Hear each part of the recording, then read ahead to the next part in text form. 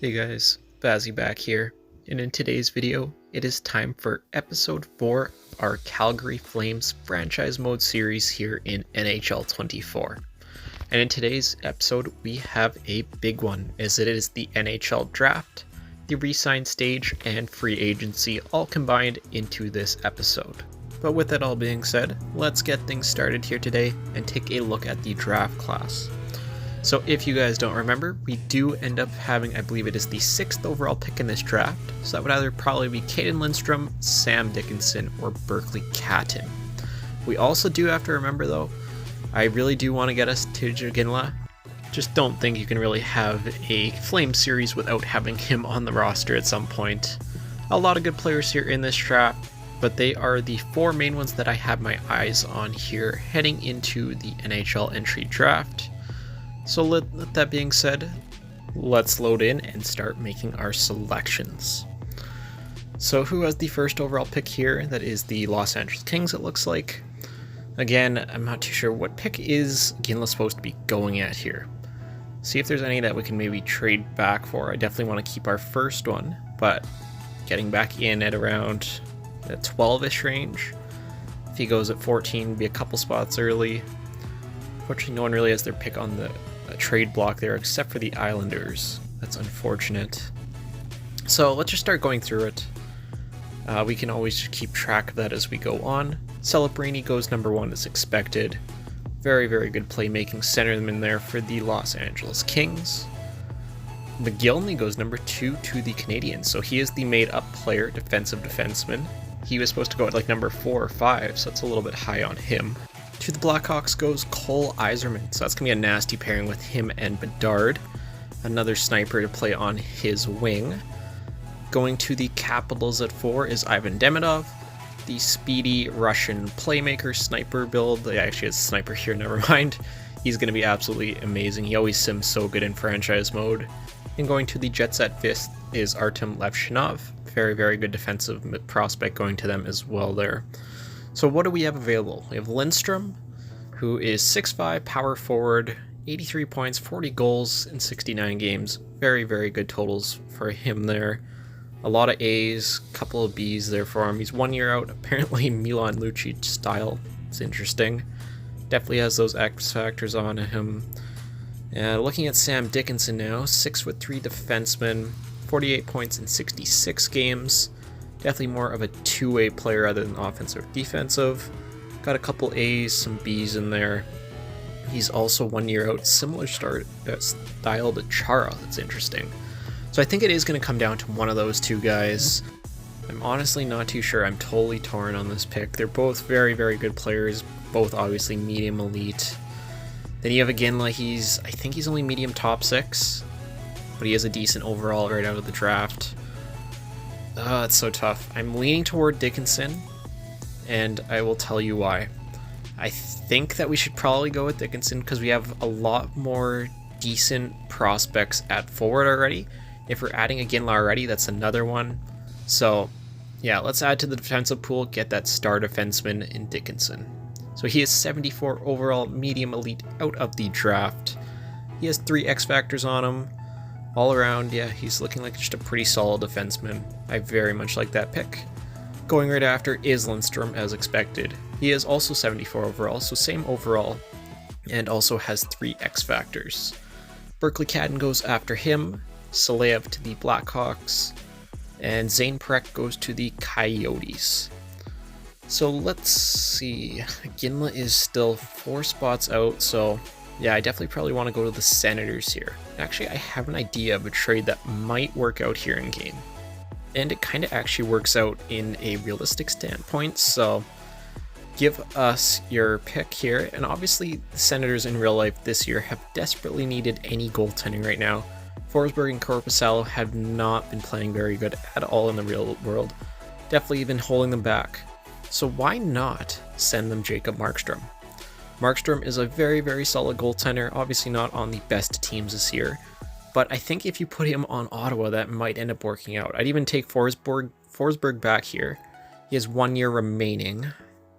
Let's throw on, I don't really want to throw any rookies, obviously, on there. Who else? Is there anyone else that we can really throw on to add value? Any of the wingers? Obviously want to keep Sharangovich. Honestly, let's throw on Mangiapane. Making a lot of money. He had an okay year. He turned it around later on. He dropped an overall. So you're getting a middle 6 winger. And let's give you the 37th. It's got some good value to it. So that means we need to take one extra player back. Just give us your lowest rated guy. Matthew Highmore. We'll go with that. So Markstrom, Mangiapane in a second for a first, Forsberg, and Highmore. It makes sense in real life. Value is on our side. It's pretty even. You know, let's send it. Let's see what happens here. To Ottawa, what do you guys say? Trade rejected. So let's throw on maybe a third. I don't want to give too much more than this, as the values aren't too crazy. Give 69th overall, and there you go. Senders accept that trade. So like I said, it kind of makes sense just in the real life standings of things, and we get a high draft pick. We can get a Ginla. I think it's a win-win for both teams, and let's go take our guy here. Take Tisha Ginla at number 12. So he's definitely probably not the best player available right now, but he is 72 overall, sniper centerman, can play on the wing. I really like that pick. So let's go to 101 here, our pick. All the way back in the 4th round, crazy. I'll actually come back here and let you guys see the rest of the 1st round if you are curious at all who went after our selections. Still a lot of good players on the board here. But yeah, for the most part, that is what the rest of the 1st round looked like here in the 2024 NHL entry draft. So who do we have available in the 4th? Olofsson. Actually, I think Brendan McMorrow. I think he's a medium top 9. It's not horrible value at this point, 3 years out. It's a created player. Let's see. He is, yeah, medium top 9, 64. It's not a bad pick for that range. And then going to pick in the 6th round, 165. Let's get a goalie since we just traded out Markstrom. No one here really jumping out at me. Get another Wolf. Let's go with this Backus guy. I think he's AI generated. Put up pretty good numbers in the States in a very small sample size. He is, hey, he's a medium elite. Look at that. 47 overall, so he's pretty low. But medium elite goalie is a medium elite goalie. I will definitely take that. So that will end the draft here for us today. Only 4 picks, but 4 pretty good picks. All guys definitely have a chance of making the roster here at some point over this franchise mode. But from there, now let us jump into the re-sign stage. So we're going to have a lot of money here to play with the trade of Mangiapane and Markstrom. Qualify Peltier for now. Let's get Greer back. Just go 900k for 2 years. That's pretty cheap for the most part. Ostersley, we don't need him anymore. Kodiak, just qualify him for now, I think. Yeah, he needs a little bit too much. Pissick, we don't need him anymore. Gilbert. Ronnie, I don't want to sign. There's been some issues with him in real life. If you know, you know. Probably never going to play for the Flames. Probably never going to play in the NHL in general. He's a good prospect, but I think we're just going to release him here. Solovia, we'll definitely qualify him. Highmore, that was just to get back in the trade. Kuznetsov, he has a chance at making the roster at some point soon here. We'll give him 2 years. That's not bad.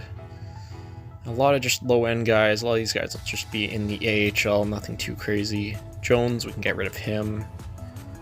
Cole Schwint, he was in the Kachuk trade. May as well give him a deal. Brady Lyle, don't need him. Tumala, I can also release him. But we will also have a lot of contract spots available, which is always huge. Fill up the AHL team. Yanni Yermo, definitely sign him back up. And Kalapa, we can get rid of him as well. So there is the forwards taken care of. Dustin Wolf needs a deal. What is it, long term? 6-7, that's a little much. Can wait on him just for now. Don's kind of personal favorite of mine, so let's just give him a year, $1 million. Good in the AHL. Smart guy can go. Let's see, Wolf, what do you want on like a shorter term deal? So 4 years, he's still or he would go UFA, sorry. Let's go like a 2-year bridge deal at like 1.85. I think that's pretty fair for Wolf. Keep him under team control. So Greer says no, Donsk says yes. Wolf says no. Okay, so we have to come back to him. Other than that, it looks like everyone else said yes on the team. So Wolf, let's just go 2x2. It's a very fair deal still. Again, he will be an RFA at the expiration of that contract. 23, only 80, don't want to commit too much. And Greer, do we really need him? We could probably find better players in free agency. So other than that, once Wolf signs on, we're more or less good to go to free agency, which he does sign on. So let us simulate a head here to the opening of free agency. So now that we are here at free agency, I have made a quick roster rundown of what I think we might look like here, so I'm going to flash it up on the screen here quick. We're honestly looking pretty good. We just need 2 bottom 6 defensemen and then 2 middle 2 pairing defensemen. So what do we have here since we are in free agency? We'll start with the bottom 6 forwards. We won't go anything too crazy. So starting by right wing, which we have the opening for. A lot of these guys are definitely out of our range, at least for the bottom 6. A guy like Corey Perry, I wouldn't hate that, coming from Edmonton to Calgary. Put up 19 points on the Oilers, minus 13. It's not a bad veteran guy to get. Kessel Lafferty's interesting. He's not bad. He's not as good defensively as I thought. Honestly, let's maybe go for Corey Perry. I wouldn't hate that, just being a 4th line forward. Let's go 1 year, 1.5 on him. See if he accepts that. Let's go to centerman. Need a good defensive center for that 4th line. Bonino, he wants a little bit of money. Again, another guy, I think he was with the Oilers last year, just stealing all their players. He put up 38 points in 82 games. That's actually really good. I don't mind Bonino at all. I think he has very, very good defensive stats. Gagne, yeah, honestly, we have the money. Why not? We have 26 million more or less, so make Bonino a deal. Then let's go over to defense. So Montour is the top guy, Gostisbehere. Ooh, Chris Tanev was out there. So obviously trade to Dallas at the real-life NHL trade deadline. He did say he would be opening to come back in the summertime with the Flames. So again, if we're trying to keep it more or less realistic, he has said that publicly he would be willing to come back. Go like a 2-year 4.5. I don't mind that. Let's go 2.65. Make sure we get him. Okay, so Tanev has his offer, so that's 1 defenseman down. We just really need 1 more. And then the NHL roster at least should be good. DeMello, Walker wants some money. Didn't have the best year. Dumba. One here. Oh, Brandstrom. He's a UFA. Interesting. So the Senators didn't qualify Eric Brandstrom. That's actually not bad. Low top 4. He's 24, so he still has a chance to become something. Yeah, let's take a flyer on Eric Brandstrom. He's not looking for a ton of money. We'll go 1 year, $2 million. And I think that could be a very solid ad. Obviously, he's not the highest overall, but he's better than what we had, so. Let's sort by 2-way players here. Just make a couple of offers for the AHL squad. Nothing crazy out here again. Like Studnicka, why not? None of these guys are going to end up seeing any time for the Flames, let's be honest. So Tyler Madden, may as well as get him. Let's go 1 year, $900K. Go Alex Nylander. He's actually been pretty decent with the Blue Jackets, early on at least. Other than that, a lot of bottom 6 guys. Defensively, Galvis is out there. Actually, Merkley, 23, low top 6. Could be a good offensive defenseman in the minors. Goaltending wise, top 1 is Gillies. Again, wow, there's very low overalls for goaltending. Got Mikey DiPietro, 25. Obviously, he's not going to play for us, but why not? We need an AHL goalie, so we will send him that offer and see what he says.